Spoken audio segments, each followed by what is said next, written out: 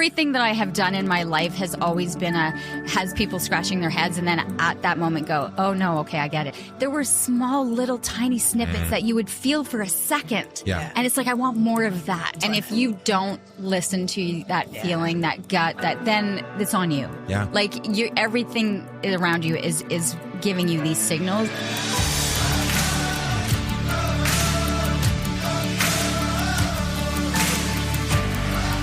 Welcome to the Living Richly podcast. Super excited for our guest today. We have Lianne Laing joining us. Welcome. Thank you. Local celebrities. Great to have you on the show. The celebrity. Let's make sure we put the for those of you listening on Spotify, we just air quoted big time. Well, you spent over 20 years in television broadcasting, starting as a sports anchor, moving into hosting CTV morning show, then kind of jump shift and moved into your own thing doing health and fitness. And now you're the president of, I want to get this right, Ottawa Heart Institute Foundation. Mm-hmm. And that's your career. Yeah. Then you're, mom of two amazing girls, wife, daughter, philanthropist, and I can't wait to unpack it all. Yeah. So thank you for being here. Yeah, and you describe yourself as a storyteller in all those different roles, that storytelling is an important part of. What's behind that? What drove that? I think, you know what, even as a child, I loved to write. I loved to tell stories. And then, for 20 years, I became a storyteller. But I think in that transition coming out of television and what inspired me, what motivated me, what was my why, I think it always came back to telling a really good story. And I think a really good story is a critical part of everyone's life. It's a critical story that gets you into a conversation. It's a story that ignites love. It's a story that you learn about people. It's a story that inspires giving and work. And so honestly, I truly believe storytelling is almost like the base of so much of what we do and make decisions on in our life. 100%. Actually, go back to even the beginning of civilization, and we've been gathering around fires, listening to stories since we've been able to communicate. Mm-hmm. So it's such an essential part of life, right? Yeah. I'm curious to jump into career shift, because that's mega 20 years on, in TV broadcasting, jumping ship to do your own thing. And then now jumping ship again about, I guess, 4 or 5 years ago, somewhere in there. Yeah, I'm actually just at the 4-year mark. Oh, wow. Right. Yeah. Wow. Just it goes really fast. It was July of 2020. That's crazy, because it feels like that was more recent. Yeah. It feels like it was yesterday, I think, to a lot of people, just because they were so used to seeing me in one environment for so long. Yeah. So that jumping ship is it's like the pivotal part of, my second life. So, I think my life, and if I kind of is really about, taking chances, and it's really about taking chances and trusting my gut instinct. Yeah. And even from getting into television in the first place, because even that was one of those WTFs. Everything that I have done in my life has always been has people scratching their heads and then at that moment go, oh no, okay, I get it. It makes sense. Right. So, but it's always that first initial thing. So, I went to school. I ended up at the University of Massachusetts. I was a gymnast. So I have that whole athletic background and being able to get there on an NCAA scholarship. But I went to school thinking I wanted to be a sports psychologist. I go to school for psychology. I quickly switch out of that and then head into the business department. I ended up graduating with 2 business degrees, a lot of focus on sports marketing. Okay. I come home, I graduate from university. My mom has a massive gymnastics school here in the city. Massive. She built it, 50 years of building it from one athlete to over 2,000 a year. It's amazing. one of the best clubs in the country. But she was celebrating her 25th anniversary. And so having just graduated and having done all the stuff, I put together press releases. I sent things out to the media. I was trying to just help my mom get some attention for it, as I was, just a fresh graduate. And then I was actually going to be heading to Toronto to take my first job. And so when at the time CHRO came, CHRO. Whoa. Wow. Do I ever feel old? Right? Okay. So that puts things in perspective. Wow. And it was Kenneth Rare who came to cover the event. And he said, we got this press release. Who sent it? And I said, I did. He goes, do you mind going on camera, just giving us the who, what, where, when, why of this event? And then I get a good basis of what's happening. Yeah. And when we finished the interview, he stopped the cameras. He handed me his boss's business card and said, our station is looking for a young female, university educated, former elite athlete to be our new sports anchor. Wow. And it was check. And I was on TV 5 days later. And so, and this is when I talk to people, like, being coachable has been the critical part of my life. It was part of from the time I was 6 years old until I finished and retired as a gymnast at 22. And it became the kind of the main thing as to how I succeeded in each of the careers and each of the projects that I took on, because you had to learn, and I had to learn on the spot. Yeah. Like I was learning how to be a sports anchor live on the 6 and the 11 o'clock news. They threw me in. At the time, it was great because it was new. It was, nobody was watching yet. Yeah. So I was able to make a ton of mistakes and learn, but I had to I knew what it was like to be an athlete. And that was the big part of why they hired me, because I understood it. I lived it. But I was 22 years old and I was heading into the Sens locker room with Wade Redden and Chris Phillips. Yeah. That's a little bit starstruck here. We're all the same age, right? And here I was. And it was really about me being comfortable in that environment, because all of my friends and my housemates at university, we were all athletes. We were all, and so I was living with my best friends who were being drafted into the NHL and drafted into Major League Baseball. So I was comfortable in that environment. I wasn't in awe. I was like, these are my peers. We've been in the training rooms together. We've been in rehab together, like physiotherapy. Rehab. You gotta be really clear on that one. So I understood what it was like to recover from injury, or to have fear, or to have uncertainty. So that was a really good thing heading into being in that environment. Right. And then I had to learn Formula One and tennis and golf and curling. And I had to learn everything about all of these sports. So it was a lot to learn. And I thought I would be there for a couple of years and then figure things out. So 10 years I was on sports. And then after having my second child, Jamie, I was put back onto the morning show. Here again is when I really think you have to make the most of an opportunity and put your best foot forward. Yeah. My boss at the time called and said, we're taking you off sports. You're coming back after mat leave on the morning show as the new weather girl. Okay, so talk about having a massive mental breakdown. Oh my God, what a change. I had a reaction. I'm like, that didn't feel like a promotion. That felt like losing my shit. Yeah. Right? I know I can swear on this. You can swear. I lost it. And I'm like, how dare you do this to me? It's like one of those things where it's like a woman, you go off on mat leave. You're so concerned about your job. I only took 6 months off with both kids. I went back to work after that. And I lost it. And I'm like, first off, I've never seen the morning show because I'm not a morning person. I'm like a vampire. My husband, I was late at night. So 6 and the 11 o'clock news, 11 o'clock news. And there was still time in the day. Right. And I'd never seen the morning show and I know nothing about weather. And this is one of those, I went to Chapters. I picked up a book on weather for dummies. It does exist. And I learned about, and if my geography teacher in high school had known that this was going to be it. He said, I don't think so. And my boss was just like, make the most of it. Make it yourself. Find something that you're passionate about. Pitch me an idea. And that's when I pitched to him, if you're going to make me do this show, then I want to do something health and wellness oriented. And that's when I created Today's the Day, which is very similar to this podcast. It was something you can do every day to kind of inspire or to motivate or do something better in your life. Yeah. And so I had enlisted about 20 different nutritionists, trainers, chiropractors, wellness coaches. I had a roster of people that I really enjoyed working with and had interviewed. And so created this segment, which Today's the Day became my baby. And that actually was used national across the network. So it was something I was really proud of. Yeah. I was on weather for about 3.5 months. And they say about the weather, right? The joke about being in that business is you can be wrong most of the time. Oh, I was wrong. Keep your job. So it's the only job you could be wrong most of the time. I had the Weather Network and Environment Canada websites opened and I would average the two temperatures. So I would take the average. What you're saying is there's a real science behind this. I would take and I would average it and that's how I would come up with my numbers. Folks, you heard it here first. Yeah. That's exactly it.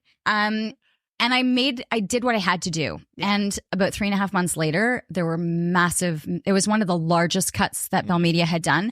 And they got rid of our 6 o'clock, our 11 o'clock news. They got rid of the noon show. They got rid of everything. The only show they kept, the only show was CTV Morning. Wow. And that day also, there were a lot of changes on the show and I was made the main host. Okay.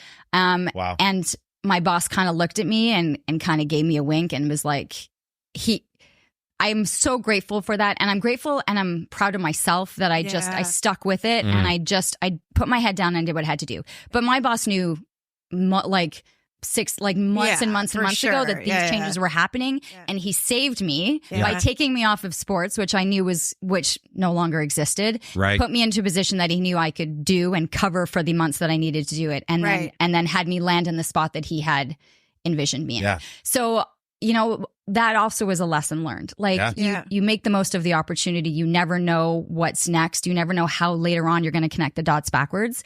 So I'm really proud of myself for kind of pushing through that way. Yeah, and then I went on to and then I was 10 years as the main host of CTV Morning Live. Wow. Yeah. Okay. In all those transitions, you're talking about, again, we just did a couple of shows on rejecting the bullshit of work-life balance and integrating more about integration and rhythm, and so many people staying in roles they're unhappy in. Right. There was a lot of change there for you. And what did you find hardest as you were navigating all of that? The hardest part was, especially going to the morning show, was the lack of sleep. So honestly, Tony called it the life ruiner. He had 10 years of the life ruiner. Jamie was 7 months old at that point when I changed hours. I was getting up at 3:30 in the morning. I don't know how. So 3:30 in the morning, the show, there were long days. Show was 4 hours. We had meetings at 11:30. Because I was the main host, I was always doing extra commercials and stuff afterwards. So my day ended at around 1:30. I would immediately go to the gym because the workout gym for me is like my therapy. Yeah. It is my favorite time of the day. And so I would get to the gym and then leave the gym to go pick up the kids from school at 3, which I hadn't seen them yet that morning. And then, and my kids were both in competitive sports. So it was late nights. I wouldn't get home till 8:39, dinner. I'm in bed at 10, but I went from 10 until 3:30, surviving on very little sleep for a very long time. And it was really difficult. And this is where we get into the shift or the change, what you were talking about. Right. So I'm 20 years on the show. I'm exhausted. Yeah. 20 years in the business, 10 years on this show. I am literally in Groundhog Day. I am now covering things for the 20th time. I am doing the 20th time doing the Chio picnic, the breakfast, or the run for any event you can possibly think of in the I've already city. Been at it. I've done it multiple times.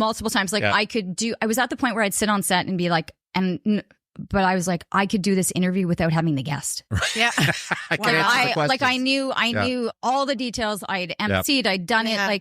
And I'm sitting there and I'm looking at what's happening in the industry and I'm watching the cuts and more responsibility, less people, our workload had just tripled. And I'm like, and Twitter and YouTube, the industry was just, as you can tell now, the industry is hardly existing at this point. Yeah. And I kind of saw the writing on the wall and I'm like, there's nowhere left for me to go. Right. I'm in 20 years in this career. What's left for me? Because I know I'm not motivated coming to work. Yeah. I started to really feel like I was not dreading it, and I hadn't been in that position. And in June of 2017, I ended up with a horrible case of shingles. Very, very painful. Yeah. It was excruciating. Yeah. And because my body has been such an integral part of my mind-body connection, right? As I was lying there in excruciating pain, there was a part of me that said, "Wake up." Your body now is telling you what your mind already knows. Your mind is checked out. Yeah. It has checked out a long time ago. You've been on this set for probably a year or two now going autopilot, right? Autopilot. Yeah. Great way to put it. And to be in this much pain and my body breaking down, and it's like my body was finally saying, I can't do this anymore. I'm exhausted. Yeah. This is your chance. Right. So that's when I went to my boss and said, I'll be honest with you. I think I'm done. Yeah. There's nowhere left for me to go. I've had an incredible thing, but if I leave now, I'm 42. I've had 20 years in the business, but I can reinvent myself and have an opportunity to start again. Right. But that's not an easy thing to do. But it's not. Oh, trust me. There was I shortened this to there were a lot of nights when I was pacing at 2, 3 in the morning, going, what am I thinking? How am I going to support myself? Because fear is a thing. Fear is a real thing. Fear is real. And it was it kept me up at night. But I was like, would I be more disappointed in myself if I chickened out and just lay through? And then eventually, knowing the industry, eventually would have happened. So to be able to do this on my terms. And so I went to him in that June and started the conversations. Yeah. He said, he was really good. He's like, think about it. This was not something we were thinking. And so I went back and stayed a couple more months. And then right around Thanksgiving, I was like, no, thank you for giving me the opportunity to really sit there and say, consider it. Yeah. And I really sat in that chair and looked at what was happening. And I said, I'm really good to go. And I'm one of the few people I could say that I really had a good relationship with this person, because most people don't. Hey, Steve. Hey! And I said, I need to leave. I go, but I have no idea how I'm going to do this. And he said, I need you to stay. Wait until we'll do it. You'll do a goodbye show. Let people know this is on you. Yeah. We'll do that on November 10th. We plan this whole thing. And in this time too, I should say, like, I went through a ton of meditation. I started reading. I knew that I was going to be dealing, and for me, it was much more about the ego, is how to be no longer. I went from being Lianne the gymnast to Lianne the TV personality. Yeah. Like, who was I? What was I dependent on? Like, I had to do a lot of inner soul searching and to release the ego, or what the expectations were going to be, what the expectations from everyone else were going to be. Because when I announced that I was leaving, everyone thought I had like this big thing I was about to announce. Right. And I knew I had nothing. I knew that I was literally jumping off a cliff without a parachute. Like, I remember sitting poolside after at Penny's, and we were chatting, and Leah had left, and you were like, because you guys know each other outside of this, outside the podcast. We do. You've met before, and we do. Yeah. Usually over pool and some sangria. Yeah. Summertime. One of Kate's best friend, I'm a great friend of mine too, but we've been neighbors for 20s. Yeah. Like, literally right on the corner. So wild. I know when Kate's there, I see the car. Yeah. And we're meeting actually for the first time in person, but I feel like Eric, I feel like we've been connected for so long. Yeah, I feel on like social media and the rest. Yeah. But I remember that time for you, and I remember you like wrestling with like, where am I going and what am I going to do? Like, knowing it was the right decision, but really struggling with like, okay, now what? Like, what does this look like? And being able to anchor into like the mindset work, I think is everything, because it's like your mind is tricking yourself sometimes to thinking, okay, this was good, and then you're like, did I just really fuck this up, right? Like, that's that where your monkey head brain that we talked about, like the what if, should have, like my brain was just, and so I really had to calm it. And so meditation for me was like the savior. Yeah. I'm so grateful to have found it, and so grateful to have found some really good books. The Untethered Soul for me was my first. Oh my God. No way. It's one of our favorite books. So, on the show. So that for me was like that was like the launching point for me. Like, that book was really very helpful in going through this whole thing. In any case, so I left, and then I had to deal with ego too, because when I did leave, I left thinking I was great. My boss was like, you have like a couple weeks of having your email, you'll be fine, And then there was massive layoffs the following, like a week or so later. And so there was a ton. And then my name was included in that. Right. So then it was like the ego check again, is like knowing for months this had been my decision. But then knowing, I knew that I had said to my boss, I need something. And so he had packaged my name in but I had to then deal with the ego of people thinking, okay, so she was late. Like, so I had to really battle and trust myself that I was in a good place. And then I went into what gave me passion and motivation went on the job, and that was always my health and wellness gas. Right. Yeah. It was the doctors and the nutritionists, like anything to do with health and wellness. Those were my favorite segments. Like, those excited me at work. Yeah. And so then I created my podcast. Part of your story forever. Yeah. Honestly, it's like an essential part of who you are. And I love how you were talking about just a moment ago, was saying like, I come to a place where I'm saying I'm living life on, it's Groundhog Day. It's like the same playlist on repeat. I'm on autopilot. This is not cutting it for me anymore. And you had to go back into yourself and say, so who the fuck am I? Right? Like, if I'm not this anymore. And I think that's why a lot of people stay stuck. That's why so many people stay in stuck. Dead end jobs, dead end relationships. Like, they're unhappy, they're unsettled, they're whatever, but they just stay. So much easier. It is so hard to do the hard thing. Like, but staying is hard. Staying is hard. Staying is hard, but it's an easy way to just, you kind of get yourself in an acceptance. Right. I find doing, like, you need to do hard work when you're doing this. And some people don't want to do the work. Yeah. We say, what do we say? We say staying is hard. Yeah. Right. Because you pay a price, being dissatisfied, unhappy, unfulfilled, bored. Right. Like, so it's hard in that respect. Making a change is hard. Right. choose your heart. Yeah. Right. Oh, that's great. Yeah. They're both hard, but this one, making a change and following your heart, is like filled with hope about reinventing yourself and writing a new chapter. But your story. It is scary. We just talked about this on the last show, because I left a year ago, like a really cushy job. Now have, partner in Bold Lip, doing Living Richly. I have my Get To Mindset stuff, but that leap is scary, and we don't talk about it a lot. It can be really terrifying to leave stability. Well, for me, single mom, paycheck, there's no other backup, and then to go do this thing that I know, like I could feel it in my bones, in my body, that's where I was supposed to be. You feel it, right? And if you don't listen to that feeling, that gut, then it's on you. Yeah. Everything around you is giving you these signals, and it's on you if you don't follow it. But it's scary. For you described so your mind already knew, I'm done. This is not working for me. But it took your body. It did take my body pushing back against you and saying, "Wait a second." And I tell the story. It took me 3 burnouts to figure it out. I won't get into that story, but 3 burnouts. I learn a little slowly sometimes, but it took me 3 times hitting the wall to finally realize, Deshawn, what the fuck are you doing? You're not following your heart. You're not doing the things that you love. You've gotten stuck in this this system, and you don't think you can do anything else, only to realize reinventing yourself is possible for any single one of us. We can start at any time. We can pick up that fucking pen and we can start writing a new chapter. But the picking up that pen can feel like it weighs 500 pounds right in the moment. For sure. Yeah, totally. I mean, that's exactly. But you did it. And so I did it. I started the Living Your Life with Lianne Laing podcast, which I loved. Steve was on there with me.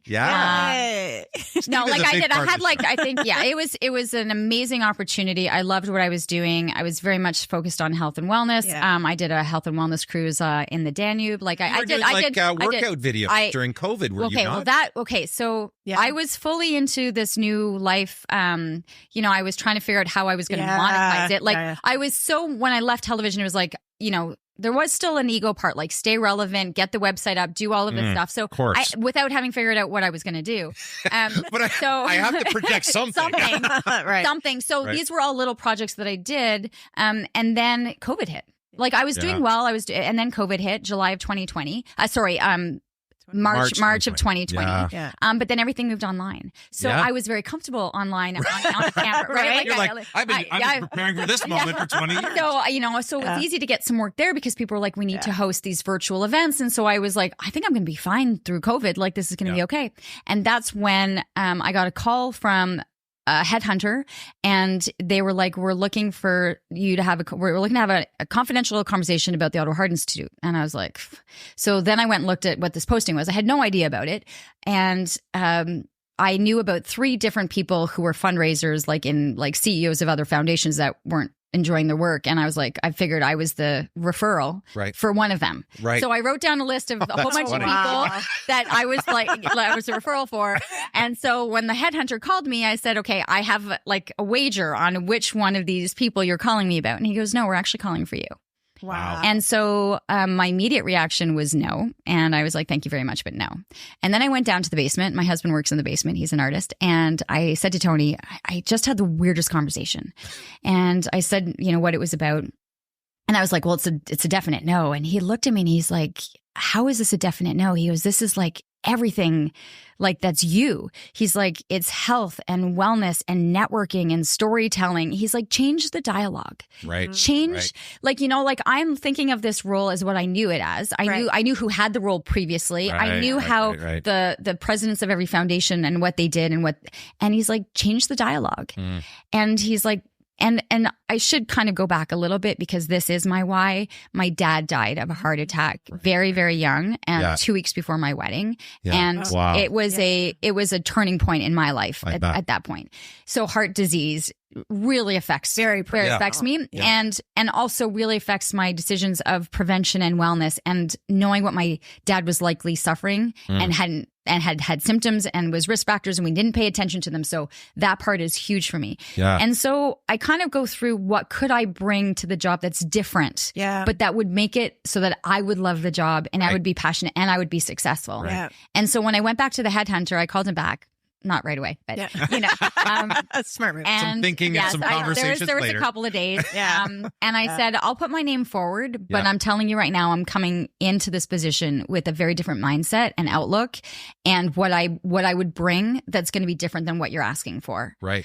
But I'll be honest. So I love that. If I could, because I don't want to miss this point. It's so important. Like, here you are. You at first, I love how Tony says change your dialogue. Yeah. I heard change your perspective. Look at it from a different angle here. There's actually all kinds of things that align with who you are. Yeah. But you took the opportunity to say, okay, but I could also make this something that more aligns with who I am.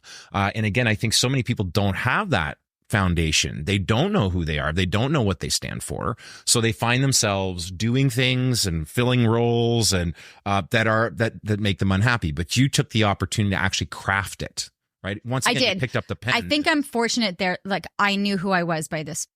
Right. Yeah. And I knew I had done the work. I knew what motivated me. I knew what gives me my purpose. So I knew what I could do. And because I knew that, so like I feel like we've talked about it, like my aura, my energy. Like I knew if I was in that right energy space, that I could do all of this. And I knew as soon as I said to the headhunter, I'll put my name in. Like, I knew I had the job. Like, I knew once I decided that I could do this, I knew the job was mine. Before I even went into the interviews, before I went into anything, like, I knew this job was mine. Yeah. And at that point I started to go, what can I do with this? Right. And so, it was July of 2020 when I started in the midst of COVID. I'm grateful for that time that the world was shut down, because I had so much to learn. And again, you go back into, I was coachable. I was willing to put in the hard work. Yeah. I studied, I figured things out. I learned the business. I learned the lingo. Like, I learned it all. And that was a critical part, but I was able to do that in like seclusion. That's it. You had a bubble there. I had a bubble. I didn't have a bubble when I had to make errors on live TV. And, like that was like, that was a sink or swim. That was a sink or swim. Yes. But this one, I had time behind closed doors, and I still went into the office every day. But I had to learn. So for me there, I had to learn HR. I was now a boss of 18 individuals who had been in this business, who knew like VPs. Like, I was coming in, and it was trying to figure out who I wanted to be as a leader. Yeah, there you go. How I wanted to lead. Yeah. How I led is, and I'm going to look at Steve for this, but like, when everyone asks me what my leadership style is, I say to people, it is exactly the opposite of what I experienced for 20 years as an employee. I call those, so we talk about mentors, having mentors in our lives, folks that influence us deeply, leave a significant impact or deposit in us, and they've literally altered our trajectory in some way.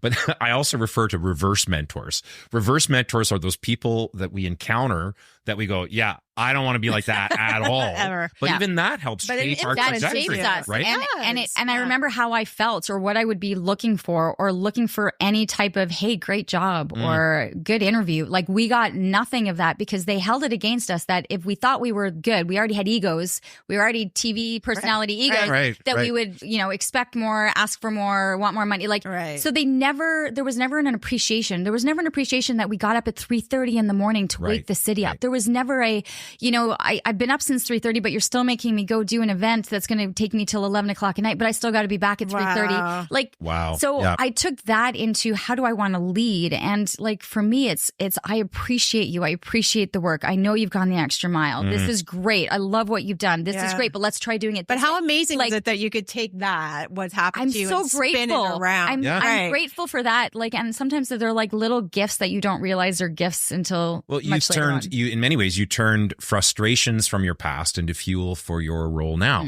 right? You're taking what I've learned, lessons learned, how I felt unappreciated, how I felt. And this is where I think people, again, miss the point that when stuff comes into our lives that doesn't sit well, it's happening for a reason. Yeah. And it's not failure, and it's not a waste of time if we're allowing it to shape us in a positive way. And if it's shaping the way we see the world and shaping our values and helping us decide more and more, who do I want to be? How do I want to show up? How do I want to lead? It's one of the questions I ask my leaders. I'm a leadership business coach. I work with leaders all the time, have for years. And one of my favorite parts of any engagement with a client is, what kind of leader do you want to be, and helping them figure that out. Right. And that's what you've been doing. Yeah. And I love my team. Yeah. I think we've got a really great team. We are punching way above our weight right now. Like we are, that's great. We've been exceeding goals. Like it has just been an incredible place. But I'm very lucky because I also realized like the Ottawa Heart Institute is world renowned cardiac care center. Right. The, like I inherited something that I can be so proud of. It is so, well respected. I inherited a brand that I'm so proud to represent, which is different than some other charities as well. So, and it's something that I feel like I have a mission and a purpose. Like when I think of it, 80% of heart disease is preventable with physical activity and diet. Yeah. Quitting smoking, watching your blood pressure, diabetes. Like there are so many things. And so a lot of my health and wellness is I don't need to. For me, it's not about asking for money. I mean, I'm in a world of philanthropy. I don't consider myself a fundraiser, but what if I were to be able to help people and not ask for money? But at the end of the day, when people feel like they've been helped and that there's a purpose and stuff, then they want to give. Right. Yeah. So they open up their wallets. So you kind of change the mindset. And so for me, it's prevention and wellness. And there's so much remarkable research things being done. The advancements in it are so awesome. Like I look at our researchers and our scientists right now and I'm just like, oh my God, this is so cool. I can't wait to tell people about it. Yeah. And so the storytelling comes into play. And then the patient stories coming in. It all comes full circle. So I go into work excited that I get to do this. And I'm so grateful that to myself that I have since I was a child been the ability to adapt and to be coachable and to learn and to constantly shift and change. And do you think a lot of that came from like competing young? Do you think that mindset piece is like attributes to that? I think it's fully. Yeah. Like I was 6 years old when I was starting in a sport and in a sport that's very individual. Right. So and I have an appreciation for both individual sports and team sports. My husband and I come from two different sides. So at the dinner table, like sometimes it's heated arguments, but I had to learn very young that what I put in is what I was going to get out. And when I succeeded, it was my success. Yeah. Right. And when I failed, it was my failure. Right. Whereas I think in other environments, you can still have a bad game, but the team wins, or you could have had a great game. And like, there's lots of things. So it was from a very young age. I knew what I was going to put in. It was what I was going to get out of it. And I had a lot of things that I had to go through as a gymnast. I went through a time when I had to work with sports psychologists because I ended up with the block. Simone Biles went through this at the Olympics. Yeah. But I listened to it and I'm like, oh, I've been there. Like I know it so well, but I couldn't go backwards. So imagine being a gymnast. I was about at that age. It was 11. I was kind of in that program where I was probably going to be like on the Olympic bound path. Yeah. And I think at that point, again, my body or my mind, I don't think I was ready. And so I ended up with this block that I couldn't go backwards. So imagine being a gymnast and not being able to go. Like I would go halfway and then stop midair. And so I couldn't go backwards. I could not go backwards. Like I could not go through the process of going backwards, but I would be going full speed at something and then stop halfway I'm midair. not sure if I can go backwards. And then crash. It was really bad. Yeah, and I had to, like, it was to the point where it was dangerous. And so we had to, like, I had to stop and I had to call it. But I knew I wanted it. And so I was like, how am I going to get from A to B? And so we start working with a sports psychologist, which was Terry Orlick, who's a really, unfortunately he's passed, but a really remarkable man. And I had to start from scratch. So I started from scratch. I started with rules. Like I had to go backwards all the way to the beginning and relearn everything and relearn with a little kind of, brain, like I had a visualization, something that to the day until I retired, I had to use every single time I went backwards. Like I was able to then do it in a split second, but it was something that I had to train. And so it was even going to bed at night as a 12-year-old, having to do visualization in my head of, okay, I have to do 10 successful passes in my head. Yeah. But even in my head, I would block. Right. So then it was like I had to start from zero. And I was able to train myself. And I think on the nights when I was trying to figure out if I was going to quit my job or those moments of fear, I started with visualization. And I think visualization is key. Like I had to visualize where I was going to be and success. And I had to see myself in a different way. And I would visualize myself. I didn't know what it was. Like I could see myself in it, but I knew it was safe and I knew I was happy. And so I would just visualize that. So, I mean, that mindset work, I mean, think about most people don't understand the power of mindset. I think the average individual doesn't understand it. And so we are literally a prisoner to our own thoughts, our own emotions, our own feelings. And many folks end up in what I call the victim mindset, right? You at a very young age, through a series of circumstances, you had to learn to train your mind, take more control of that process, and saw like how malleable the brain is and how powerful when you can change the way you think about something, it shows up everywhere else. Where else has that shown up significantly in your life in terms of the mindset work? You talked about the work that you've done, the meditation work. You talked about the great book, The Untethered Soul. Yeah. It took me a moment there. I just lost it, but it's one of my favorites. But where else has that mindset work shown up for you? And what's some advice you might give some of our listeners on the importance of it and some tips they might follow? You know, I've tried to like talk to friends about what meditation has done. I've also, I don't know if it was also through COVID, but the energy work, and I'm not big like into it, but I do believe that when you are around people, you either know that it's the right energy or the wrong energy. 100%. Yeah. You know, and so like there's decisions that I've made of kind of like pulling back from certain things or realizing I might not know this environment, but I know it's the right. I'm gravitated or I'm pulled towards it. And so to kind of be able to trust in that. But there would be friends that I would talk about going through this process with or what meditation has done. And some of them looked at me like, yeah. And whatever. Yeah.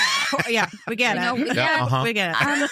And then others, like it was an essential part. But like I tell people, because everyone's like, I can't do it. Right. And I'm like, I started literally with 2 minutes a day. Right. And I would sit in those 2 minutes and go, I can't believe I'm sitting here for 2 minutes, sitting in this position. Like, and like, what is it? But like, I'm like, okay, I'm going to sit here for 2 minutes and I'm going to pretend that I'm deep breathing or whatever. And then I would do 2 minutes. I love that. Yeah. I got to fake my way through this. My way through it. And I would do it. But because of that mindset or that athletic thing, like it's a checklist, right? Yeah. And I'm like, the next day I would sit for 2 minutes. Yeah. And then 2 minutes, I was like, okay, after a couple of weeks, and then I would sit for 5 minutes. Yeah. And then all of a sudden, I was looking forward to sitting for 5 minutes. Yeah. And then all of a sudden there was like a 30-second windo in that 5 minutes. That's right. Yeah. It was like a small window where I was like, there's a free, like, you know, like it wasn't a magical, you sit down to meditate and voila, your life is all, you know, unicorns and rainbows. Like there were small little tiny snippets that you would feel for a second. Yeah. And it's like, I want more of that. Yeah. And it's like, and so it's training. It was really training the mind. But my kids called it, Mom's going to do her meds. Oh my God. I love kids. I think if we actually called it that more, like everybody want to do it. So are you sharing your meds? Yes, it was like, and it became a joke, but Mom's going to do her meds. And it wasn't until I realized that Tony and the kids had like verbally expressed that they had seen a change in me, that they saw a change from the dark cloud that I was under with the role I had been playing, and that I didn't even realize how dark of a cloud I was under. And it was them, I think, that really reinforced, you don't even know the transition that we've been watching you make. Right. And so that I think has been the biggest thing is coming out of this cloud. And I will say, and I think this is something because you're so much into leadership and entrepreneurial and this kind of thing. Like working in television, I really felt, and this is where ego comes back into play. And I'm not proud of this, but I always thought that we were in the know of everything. Right. Every new author or book or chef or restaurant. You're the ones announcing. We were it, right? So I always felt like I was in the know of like everyone. Like we were the it place to be. Right. And when I left, and when the dark cloud started to like disappear and I could see sunshine and I was like so embarrassed. Like so embarrassed because I looked around and I'm like, oh my goodness, there's an entire world out here that I had no idea existed. Right. The entrepreneurials, like the businesses, there was so much happening that they didn't require validation on television or to have to be interviewed. Like they were doing amazing things and helping people and successful, and like the amount of like brilliant millionaires that are in this, like, but are so hidden and just stay that way. I was like, oh my God, there is this world out here that I never knew existed. And I was embarrassed and then also excited. Yeah. Right. Because I was like, there are really interesting people out here that I had no idea existed. Right. And that process was like so exciting to be part of. Well, I can only imagine. I love hearing like just that, you know, your girls are like, oh, mom's going to do her meds. Mom's doing her keep meds. doing your meds, okay? But I love that because they're watching the change in you and that has impact. And I can only imagine like knowing you and your family, like health and wellness is such a big part of your family. What's like one major win you hope you get with your girls that they can take away? And I know that's a lot because we're all parents here. So like one win, but yeah. I think I am so proud that my girls saw me be in a certain level, make the choice to leave, saw me struggle of like the who am I, what am I doing, and rebuild into something that they're way more proud of that I'm doing. Like for them, like the TV thing was one thing, but they're so proud of what I've done. And I think the lessons that I've taught them about perseverance and about having to put in the work, about putting myself, and I think I do this with a lot of women more than men. Like we are not being selfish when we are doing things to be better for ourselves, because I think as the happier we are as women that take care of ourselves, that take the time to do self-care, that go to the gym, that say I'm out for an hour, guys, because I gotta go like nourish me so that I can nourish the family. And that is a key thing. And my kids know that it's something that they will inherit and that they will do for their families, that they know mom's going to the gym for an hour because if I don't, I'm going to be a total bitch. And because my endorphin, like I crave the endorphins. I am a better employee. I'm like, and I tell my staff.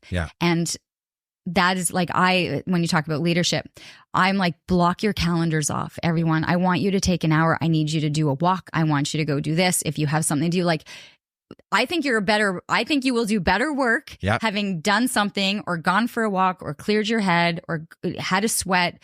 I would much prefer you tell me that that's what you're doing than you sitting at your desk twiddling your thumbs because you think you need to be on standby in case I call on Teams and you need to be there. I would rather you send me a note being like, I'm offline for an hour, heading to the gym, heading to do a walk. I'll be back in an hour because I know they're coming back.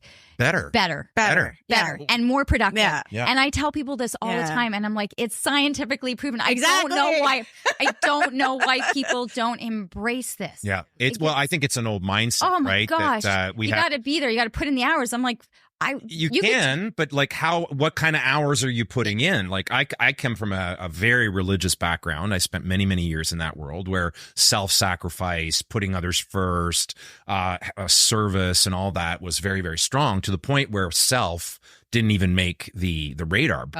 3 burnouts later explains the program that I was living according to. But I believe now that actually self-care is the least selfish thing that a person can do, because then you show up better instead of showing up as like an empty vessel or like running on fumes. You're showing up more fully at work. You're showing up more fully in your marriage, more fully in your relationships, more fully with your kids. So it's an act of love to care for yourself, an act of love for others to care for yourself, because they'll see the difference. Well, they do. And I'm more proud now when I see the girls go to the gym. Do you know what I mean? Yeah. Like that How they old are they follow now? them 19 and 16. So great age. But do you know, like it's, and I feel I'm proud of the example that I set. I feel like I've given them.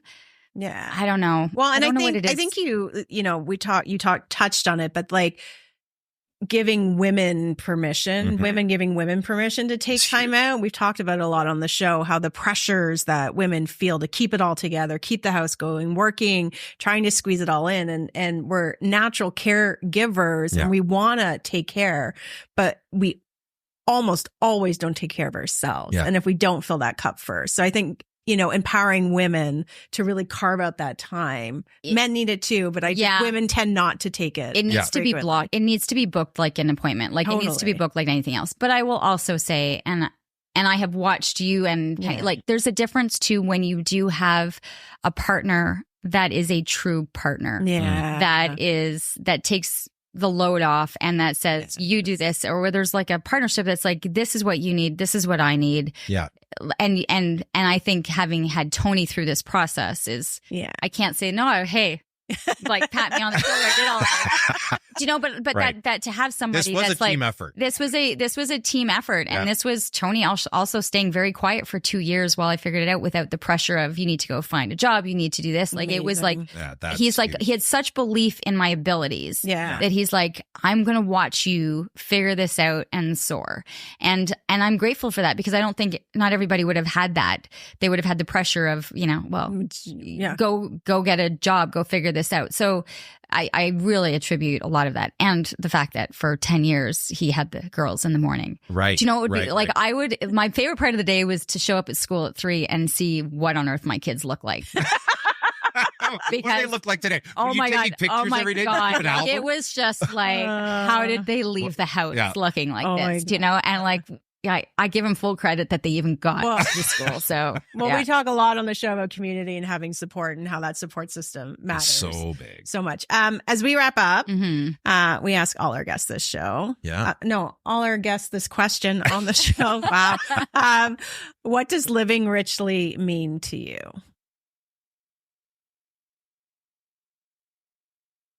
Oh God, like it's funny because had you asked me that question 10 years ago, 15, it's constantly evolving. I think my answers is a fluid answer. For me, living richly right now is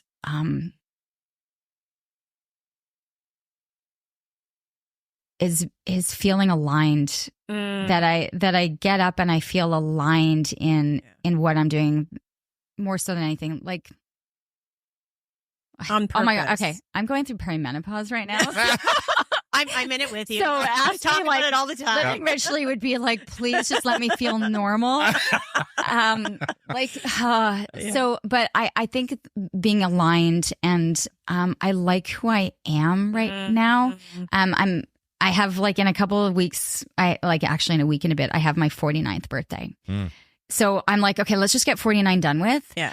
My whole purpose is that by 50, I want to feel like I am at my prime of feeling who I'm meant to be, that I'm comfortable and confident and like who I am and like the people around me. And I'm comfortable in the smaller group of people that are around me, because it's so much more important than like, I'm looking at that going, I'm just trying to every day be a better version of myself. Yeah. And so when I say alignment, it's like that I'm getting up in the morning aligned to be that best version of myself. Physically, mentally, in my surroundings. That would probably be my, I love it too. And then I feel like at the end of it, the richly will find its way. Yeah. Like the things that I dream about or want or envision they're down this path because it's aligned. Yeah. I love it. We talk so much about alignment on the show. Always. Thank you so much. Thanks, guys. That was awesome. Thank you. Great to have you. I'm going to put you on the spot one last time. Okay. One last question. Oh, yeah. So before we wrap up, you have one word of advice for our listeners about following their heart and doing and living on purpose. And what would you say to them? Based on the opportunities that have been given to me, I mentioned being coachable. I think that, but I think you need to attack everything and every opportunity given to you as though it's almost like you're auditioning. Like you're constantly auditioning to be that next role or the next thing. Like I think often I see that people don't want to put in the work. And I'm sorry, but if you're not going to put in the work, then you don't deserve to be able to enjoy what comes afterwards. I think don't be afraid to put in the hard work. Yeah. It is so much more rewarding when you do. Yeah. And so that would be my advice is be open to change, which is so hard on any level change. Be open, but seek out those that are going to help you do it the best way possible and be coachable, and then do the work. Yeah, love it. Love it. Great advice. Thank you so much Thanks. for being on the show today. And to all our listeners, thanks for tuning in again. We appreciate your support on an ongoing basis, and we encourage you to like, share, subscribe. Let's get the Living Richly message out there. We also encourage you to go to our website, livingrichley.me, where you can find great information about the Living Richly Nation, which is our private, exclusive Facebook group, growing community of like-minded people that are on this path of living their best life. And also, you'll find information about the 15-day Life Vision Challenge, which is all about figuring out who you are and what you stand for, and living life on purpose. It's a free online experience that hundreds of people have taken already and are giving rave reviews about. So we encourage you to participate in that. Until next week, when we see you again, get out there and live your best life.